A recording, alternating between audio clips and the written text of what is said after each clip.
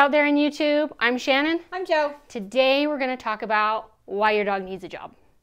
And different jobs. Yeah, different jobs for different dogs. Love it. Love it. You know, it's something that we've always been really passionate about. Because even if their job is to sit on your lap, it needs to be purposeful. And I think we really kind of forget that being on your lap for a pet, for your emotion that day, is a job. Right. Because when we say job, like people think, oh, Service they're dog a police dog or they're out, you know, because there are dogs that work that have, we'll say, real jobs, jobs they get paid for. But a job can be anything as simple as sitting on your lap when you want them to, or staying on their bed when you're working at your computer. Like, because if the dog doesn't have a job, they create one, for themselves. So you can give them something simple to do, and it becomes their job. It's not like you don't have to do all this intense training and get them out doing these crazy things that when we think, oh, these dogs have these jobs, like to go search for skiers that get caught in an avalanche or something. That's not for every dog. And not every dog has to do that. Intense of a job even. Well, and I think that we get caught up, or maybe it's just in society where, kind of the stereotype of, if you are a stay-at-home mom, you don't have a job. Right. And so a job is a job. and doing something, like earning money away or from something. the house. And that work, or a job, I feel like a work and job are two different things anyway. But your job is to stay at home and take care of the house. And well, what's the difference between your job is to sit on my lap and make me happy right now? It really, you have to kind of look at things from a different perspective.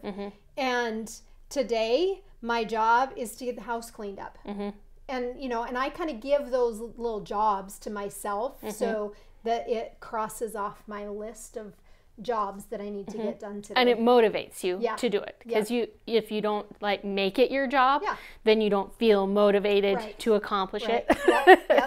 And I just posted recently on Instagram and Facebook about, celebrating, what do you do to reward your dog after a job well done? And for me, like, I have, every day I would love to go to the barn and either ride or, whatever it is, work with the stock or whatever. But I have set jobs that I need to get done for the day or that I need to get done before I can let myself go tomorrow. And so it's the same concept with, right now your job is to lay down on the bed. I need to do about 4 hours of work. Two different things, work, and then when I get done, then we're going to go out and go play ball, or we're going to go out and go for a run, or we're going to go for a walk, or we're going to go work goats, or whatever that is. You have to get in your mind that the job right now in this moment is kind of a task-based thing for dogs. So if we talk about, let's talk about what Louie's jobs have been today. So today his job was sleeping at home while I took Dutch to the barn and we worked. And then his job was when I was eating lunch, his job was to sit with me, and cuddle while we eat lunch. Then later his job will be to sleep on the bed while I do some work on the computer. And then his job will be to have afternoon cuddle time.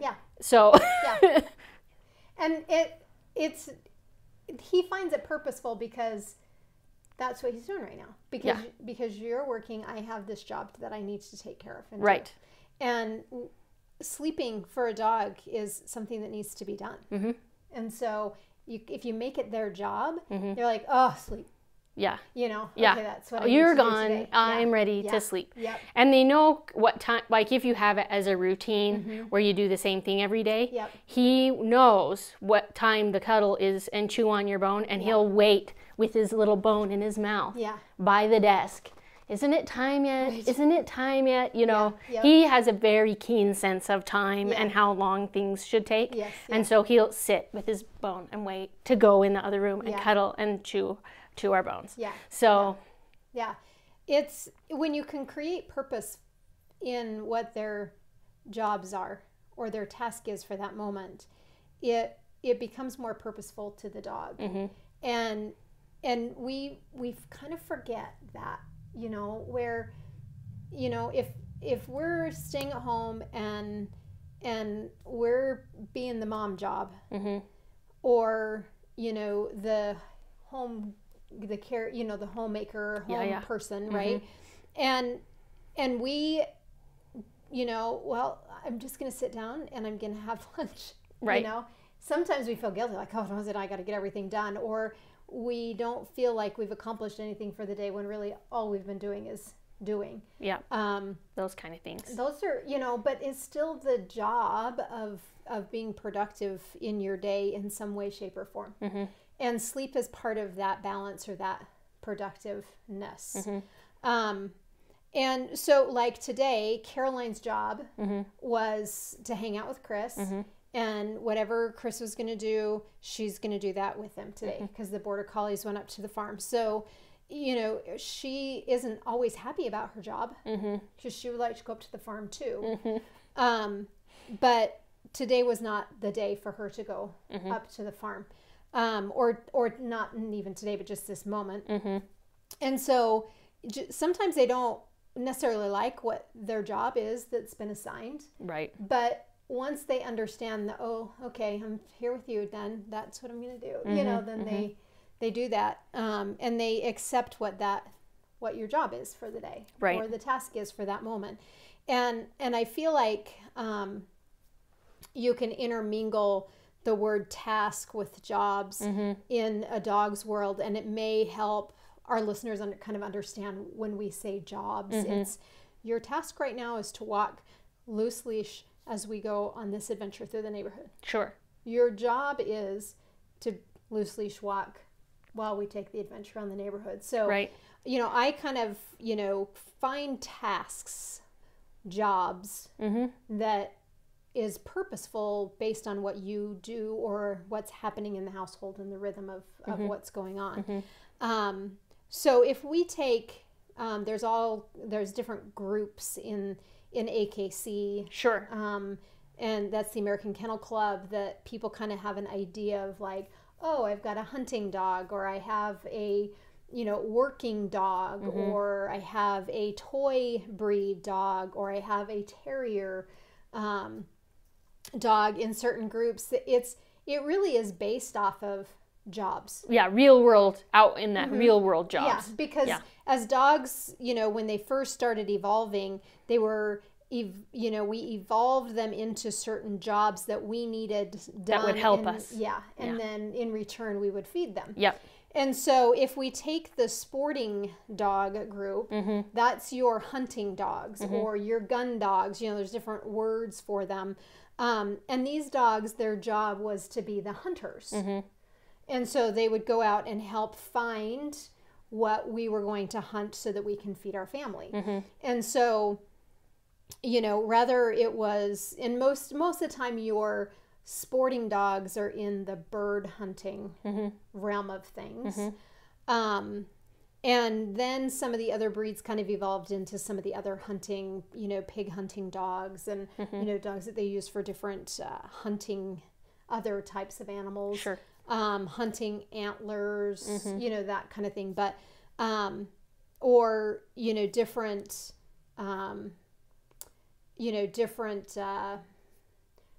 groups would be, they're used for different types of jobs, if you will. Right. So most of your sporting dogs, I believe all of them in there actually are bird-ish hunting. If we go into the hound group, the hounds are bred for their nose, And they are used for like big cat hunting, fox hunting, but also evolved into searching for people, searching for drugs. Yeah, because it smell the thing and find it, and then alert me so I know to come to you to find the thing that we're looking for, right? Yep, and that's why we have the big ears to flop the scent into the nose. Yep. And then the big voice. Yeah, to call out. To say, hello, I'm 4 miles over there. I found what we're looking for. Yep, follow the bang. You know? And so when you have, you know, a hound, their tasks should be based on that type of work. Sure. Knows stuff, knows game. Your job is to find your dinner every night. And we're going to put it in a different spot in the house or in the yard or, you know, we may even go out for a walk and go find dinner. Sure. You know, so it's, if you understand what their job originated, it helps you to think about the tasks that we can give our dogs in. Sure. In our home. Sure. And then we have the working dog group.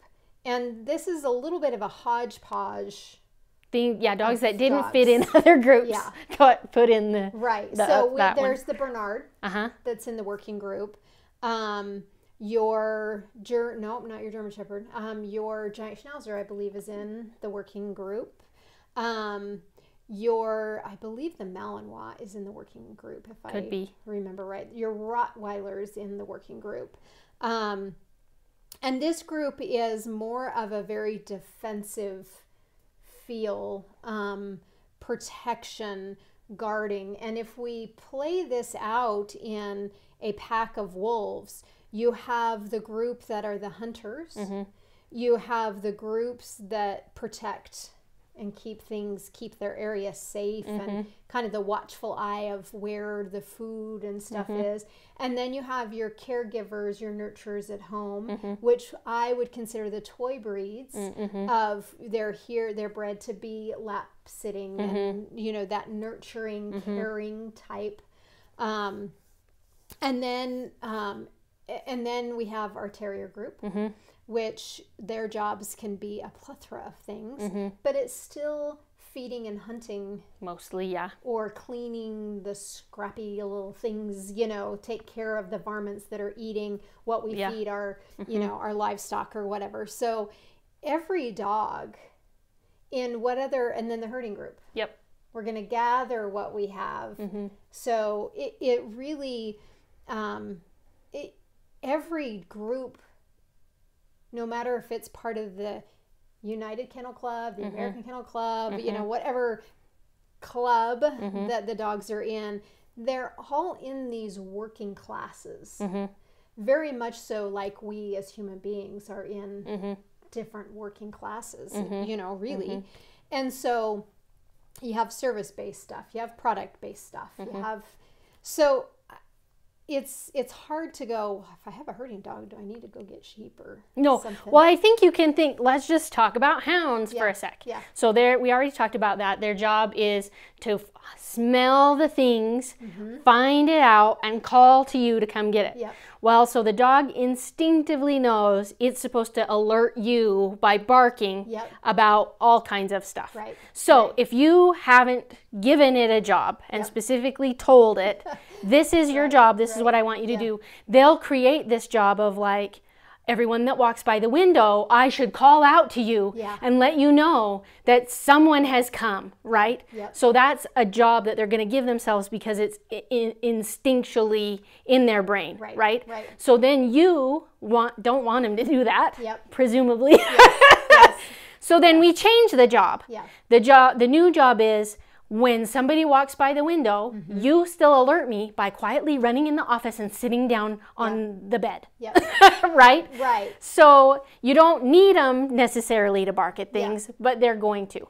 Right? Or you can turn their nose into this job while I'm doing something. I have made this hunt for you by hiding your toys or your food or treats or things, and then you go hunt that out like a good dog, do that job while I'm sorting the laundry and putting it in the washing machine or whatever that is. So you kind of have to know like what they're gonna do to prevent them from having jobs you don't want them to have, and know what they're good at, so that you can entice them to doing a job for you that's not something naughty that you don't want them to do. Right.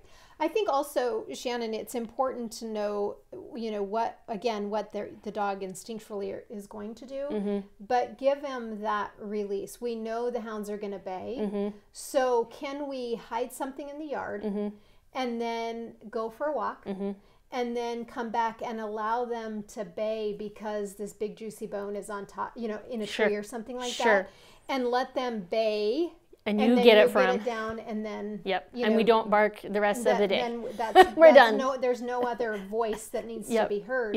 But we people forget, like, many times people get a German Shepherd, and German Shepherds are just whiny workers. Yeah, they do whine. They really just have something to whine about.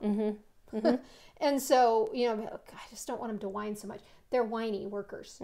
So you have to accept that whine is always going to be there, but you can minimize it. You can redirect it into, let's whine about getting ready to go for a walk. Like, be okay with that. But now when we're walking, we don't need to have a conversation about it. Talk. We don't need to whine about this. And some people are just whiny in general.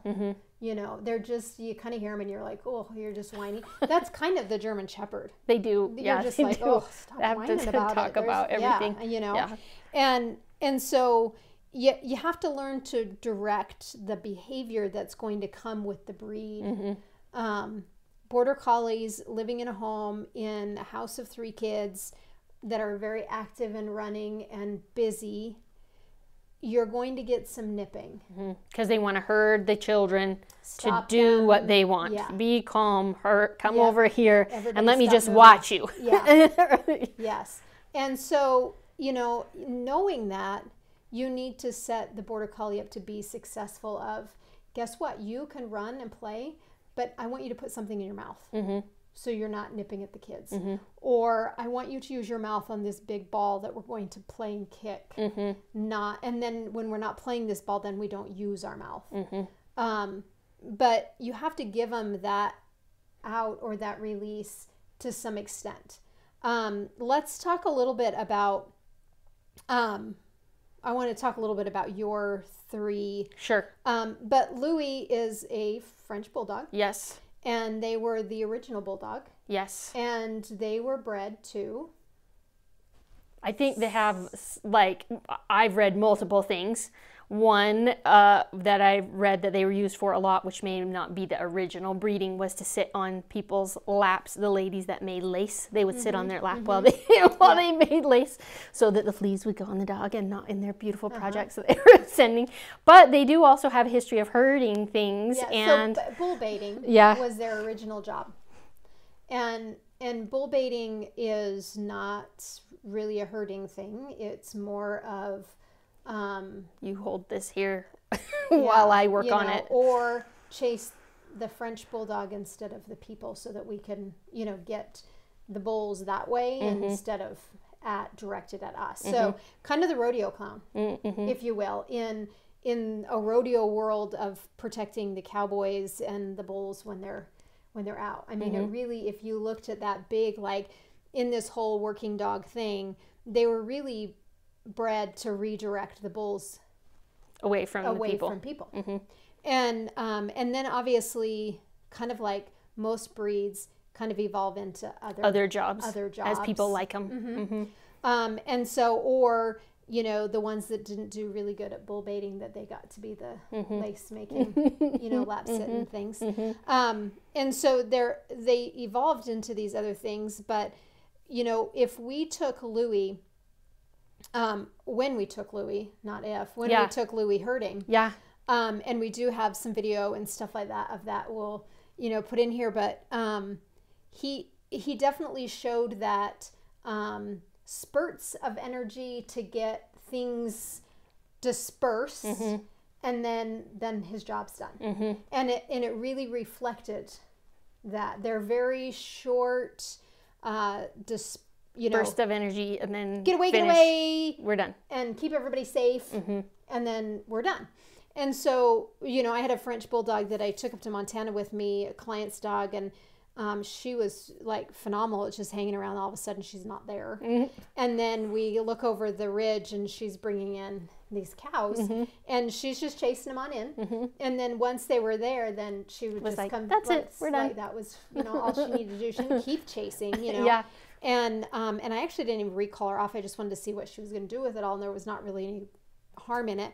And so, but that's all she just needed to bring him in, and that was the job, you know. And so he's you know, Louie is very true to, you know, his breed of bull baiting of get everybody away and then we're safe. Like, okay, now I'm just going to sniff over here, you know.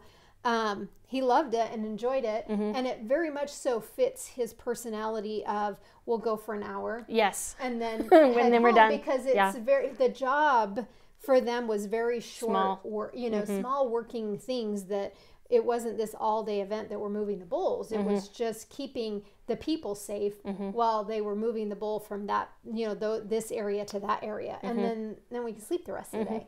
And so when he goes out on adventures, it's his job in his mind is very short. Like, we've done it. And then, no, we've done it. It's time to be done. Off the clock. You know, so it really, if you understand that, then you can give them those bursts of adventure, and know that they are capable of sitting on laps while you're making lace, because they're really kind of a lazy, mostly. Like have this exciting adventure for a little short time, and then the rest of the day we just hang around. So now let's talk about Miss Ripley. We had a hound here named Wrigley, and for some reason that's what I want to call it. Is in your head? So I have to think about Ripley. So she's a Yorkie, Shih Tzu mix, and so her job, really, companion, sit around on a fluffy pillow all day. She's mischievous. She's fun around the house, but she's very much so the companion of things. Oh yeah, her job definitely is to sit on your lap. And then we have Miss Dutch, who is herding dog. And she's a Kelpie. And have you read much about the Kelpies? No, not a super ton. In Australia, good for dry environments, working out in hot, dry environments, which works really good for us here in Utah, where we're hot and dry. They're one of the softer herding dogs, because they needed to be. Australia's fairly wild. It's a wild country. And so they needed to be quiet to be safe. They needed to be more cautious than some of the other herding dogs, because they have a lot more at stake of their life being out there. Making a big ruckus and attracting something dangerous to come see what's going on.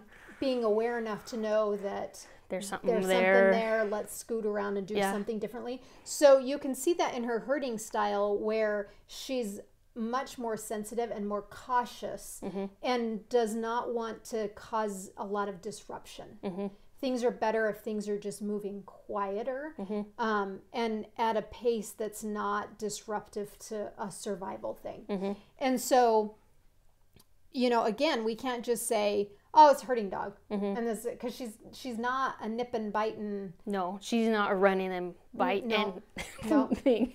She likes the movement, and she likes you know, that stuff, but she's not a chaos creating herding dog, where some of them are. Your healers just want to come in and nab and push them up the alleyways, and you know, so you know, not every working dog in the groups are created equal. And understanding what they and how they were bred and why they have some of the mannerisms. You know, some of the harder ranch guys don't like the Kelpies because they want to push them and bite them. And, you know, they're slower moving. And it's sometimes with these guys, it's just like, we want them to go in and like this chaotic thing that can happen. And so, you know, it's more frustrating to have a dog that's a little bit more methodical and more aware of the entire environment. And so you don't just get them because you like the looks and expect them to herd like a border collie that's bred to move fairly fast and get the job done quickly, where, you know, the Kelpie wants to get the job done safe and in a very controlled way. Yeah. So as we're talking about this, and we're talking about jobs, and whatever your dog's mixed with, you're going to see a little bit of those mannerisms. And I don't think that it's smart to get on Wikipedia, or I don't even think it's smart to get on AKC and read about the breed. Because if you look at it all, they all kind of intermingle and say the same thing, if you will. Yeah.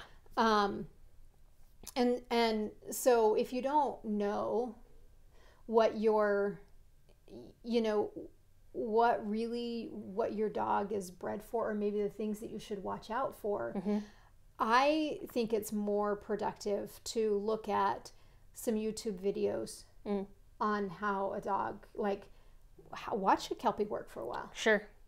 And where did they come from? And start pairing that together. That makes a lot more sense. You know, watch a Frenchie. You know, they still use them for bull baiting. And if you watch them, it's like a pretty quick adventure. Which he's totally about. Louie is totally about quick adventures. Yeah. And so it's really important when you're going into, one, selecting a dog, but two, you have a dog. And what is that job? And when you're thinking about some of these crossbreeds, can these jobs be crossed over in a way that makes sense to the dog? Right. To be okay. Right. Like not have incompatible jobs. Yeah. Yeah. Yeah. And like, you know, we have the poodle, which is bred for hunting. The large standard poodles are bred for hunting. The small poodles are companion. So, but the sheepdog is a herding dog. So if we cross a sheepdog with a miniature poodle, we have a companion dog that thinks they need to herd things. And then it becomes a little frustrating for people when this little compact thing wants to herd but still kind of sort of be a companion. And it can be a little frustrating. But if we have a poodle, a standard poodle crossed with a lab, they're both hunting dogs. And the balance makes better, more sense chemically. To their mind. Yeah. They're not conflicted about what they should be doing. Right. Yep. We had a pug, which is a bulldog, like bulldog roots. It's a companion now, but its lines come from bulldogs. And then we have a beagle, which is hunting. Yeah. Hunting when pugs' noses don't work all that great. And then we have a nose hunting, barking, not sure what to do. You have to think about those things as, you know, do you have a breed that's conflicted in their jobs? And do we need to find something to balance that job out to help them be more balanced in what's going on with them? Right. Well, because think about that from a dog's perspective. If you think you're supposed to be smelling stuff to find things, but your nose doesn't physically work. Yeah.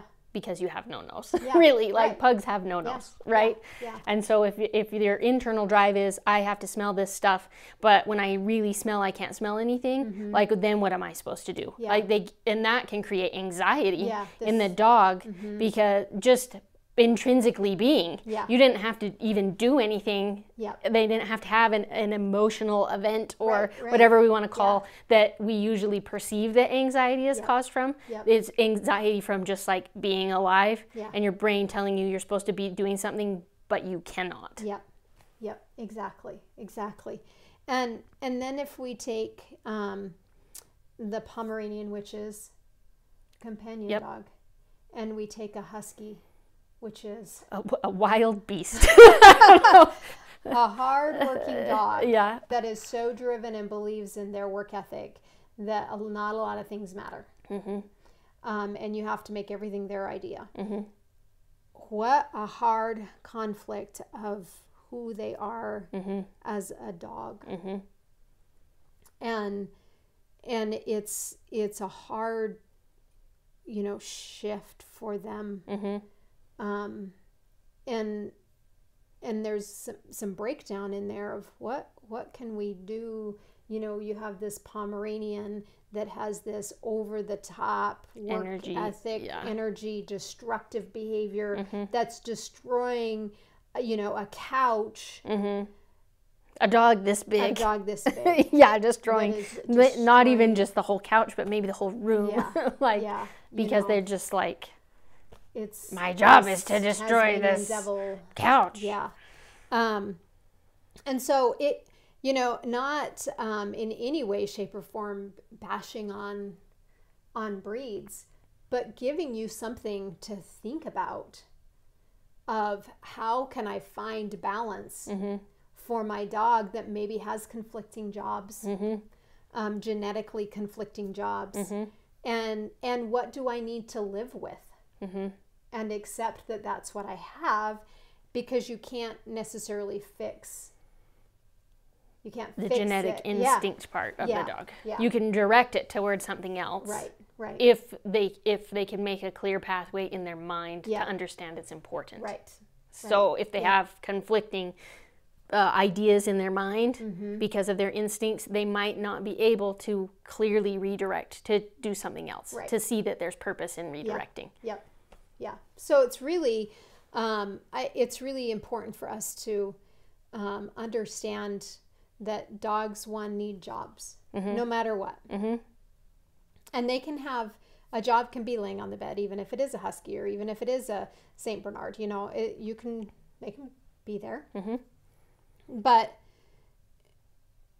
how can I help that dog release in their true job, living in the city, or not doing search and rescue, or not being a police dog, or not being a service dog? Right. You know, how can it be a good fit? And I have a little client that's got, their family is a very chaotic family, and their kids are very active, very busy, very like climbing, jumping, getting on the roof of the house, like that kind. That's active. It's like that sounds active. active. The neighbors call because their son Roof? that's like 8 years old is on the roof, you know. And there's no disabilities in the home. It's just these kids are like, it's like they need to be on this big ranch working really hard, and they live in the city, so we're going to do ranch things in the city. And so they got a St. Bernard, and this St. Bernard is so good at kind of keeping them all wrangled, and they take him hiking quite a bit. Like the whole family goes hiking, and the dog does a really good job at keeping everybody kind of wrangled and you know, finding them and bringing them back to the and group. That's kind of, you know, Bernards are search dogs, and so it really, like, he loves to go out and work the family, if you will, and keep everybody like, oh, found you, okay, you come back with me, and then goes off and finds and just kind of keeps everybody wrangled together. And then he's like asleep for 2 days because he's just like, it's a lot of work. A big job. That.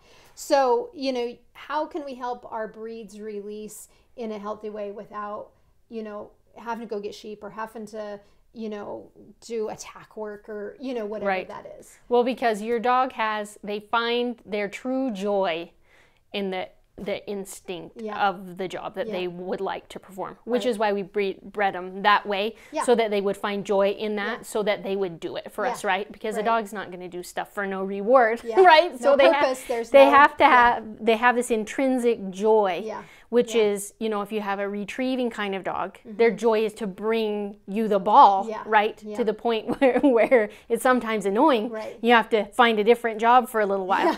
But if you can learn about your dog to find what their joy is in the relationship to giving them a job, that will help you. Because a retrieving dog doesn't have to retrieve a bird. Right. It could retrieve anything. Sure. You know, and a herding dog could like learn to herd toys in the baby room. For sure. You know, and so if you can get to know your dog and know what their joy is, if their joy is just to like get a big like run and then come back. Yeah. And so every day you just go to a big open park and just let them run and come back. Yeah. You know, if you can find these things that are their joy, you can help them redirect to other jobs like the rest of the day, so they don't have to do that all the time. Right. But you want your dog to have that joy. Yeah. They love it. Yeah. It's fun. It's fun for your dog to have joy in things. Yeah. And so it can be a really cool relationship with your dog to help them find like what their joy is and that you're a part of the fun of that for the dog too. Yeah. You know, and we luckily, Shannon, we have an amazing opportunity living in the city, but also having our stock that we get to work our herding dogs on. And that was kind of the whole big picture and purpose for us as far as getting the herding dogs that we got. And it's something that we really enjoy doing as well. And so it meshes really well with, you know, what we are able to do with our herding dogs and to give them that release of herding. But we purposefully got our dogs to do this and knew that that's, you know, what we were after. And so we are able to go give them that joy, you know, 3 times a week, to go out and work on herding and work towards, you know, competing with them in it. And so, you know, but they can also come home and not do anything. Yep. I got Caroline, who is a Spinoni Italiano, a very ancient hunting dog. And I'm not a hunter. We're not going to go out and shoot birds or anything. But so we're just working on kind of finding her niche of what that joy can be. And right now she loves to go up to the farm and just open up and run. Yeah. You know? Yeah. And so and work her nose. And so we're just kind of trying to find that right now. And so, you know, you don't have to get a dog with the purpose of, I'm going to do it to do herding unless you have that already. Right. You know, that's your goal. Getting a bird dog doesn't mean that you have to be a hunter, but be prepared to open space and run and go run through a field. Like even if the field is like the park is your field. Right. And let them use their nose and smell and work. So, you know, we don't want to get into this, you know, only get a dog that you can do something with that's in their realm. You just have to get creative with it. Absolutely. And you can do I mean, we're not going to go get bulls for Louie. No, we're not. But we can go on a short adventure. Exactly. And we can expend a lot of energy really quickly and then come home and rest, you know. And even if the adventure is only just like to go on a car ride around the block, he has the same joy to go on the ride as he would like to go to the barn, you know, just even go to the barn where there's no bulls at all. There's only goats there, right? And he has the same joy to go for a car ride as he does to go to the barn. Yeah. Yep. And so what's easier? Go on a ride around the block, right? So what do? Go on a ride around the block. Yeah. And that's just it. If you can figure out the joy, his joy is to just go. Yeah. Have these little spurts. Yeah, and then come home. And so then you're like, great, we can go anywhere. You can go on to the drive-through of the bank. Yep. You can go to the drive-through to get a coffee. Yeah. You can go for a walk to the mailbox. Yeah. And then that's it.